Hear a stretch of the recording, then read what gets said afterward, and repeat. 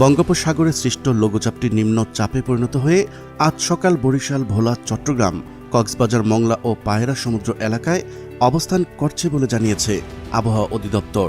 এর প্রভাবে উপকূলীয় এলাকা, উত্তর বঙ্গোপসাগর ও সমুদ্র বন্দরসমূহের উপর দিয়ে ঝোড়ো হাওয়া বয়ে যাচ্ছে। দেখানো হয়েছে ৩ নম্বর বিপদ সংকেত।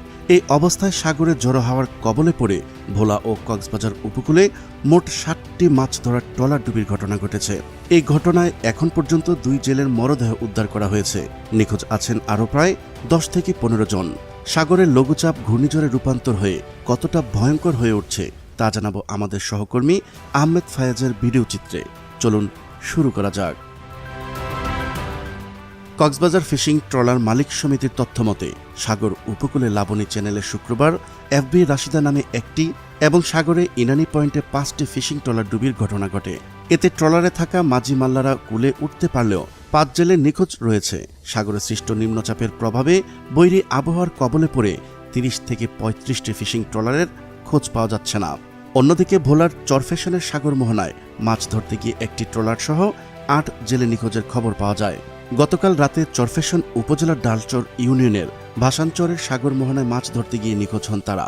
মোহনা থেকে মাছ শিকার করে ডালচর ঘাটে ফেরার পথে উত্তাল ঢেউয়ের তোড়ে পড়ে এ দুর্ঘটনা। লঘুচাপের প্রভাবে ভোলায় গত 2 দিন এক টানা মাঝারি থেকে ভারী বৃষ্টিপাত হচ্ছে। বঙ্গোপসাগর, মেঘনা ও তেঁতুলিয়া নদী বেশি উত্তাল রয়েছে। ভোলার ইলিশা ঘাট সহ উপকূলে সকল ধরনের লঞ্চ চলাচল বন্ধ রয়েছে এবং পটুয়াখালীর কুয়াকাটা সংলগ্ন বঙ্গোপসাগরও বেশ উত্তাল রয়েছে। এই অবস্থায় বন্দরে 3 নম্বর সতর্ক সংকেত দেখানো হয়েছে।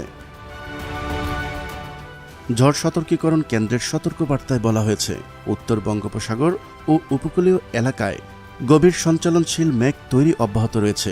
উপকূলীয় এলাকা, উত্তর বঙ্গোপসাগর এবং সমুদ্র বন্দরগুলোর উপর দিয়ে ঝড়ো হাওয়া বয়ে যাচ্ছে। বঙ্গোপসাগরে অবস্থানরত লঘুচাপটি ঘনীভূত হয়ে সুস্পষ্ট লঘুচাপ আকারে বাংলাদেশ ও পশ্চিমবঙ্গ এলাকায় অবস্থান করছে। আজ শনিবার নিম্ন চাপে পরিণত হয়ে বাংলাদেশের উপর দিয়ে এটি ভারতের দিকে যাবে।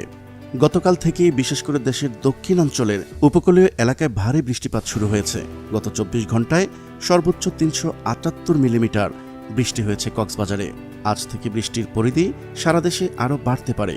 যে মাঝি ও জেলেদের জন্য আমাদের পাতে গভীর সমুদ্রের ইলিশ ও সামুদ্রিক মাছ পড়ে, তাদের যেন আল্লাহ তাআলা হেফাজত করেন, আমিন। প্রিয় দর্শক, আজ এই পর্যন্তই। শুরু থেকে শেষ পর্যন্ত চেষ্টা করেছি বঙ্গোপসাগরে লঘুচাপের সর্বশেষ ও সঠিক তথ্য উপস্থাপন করতে।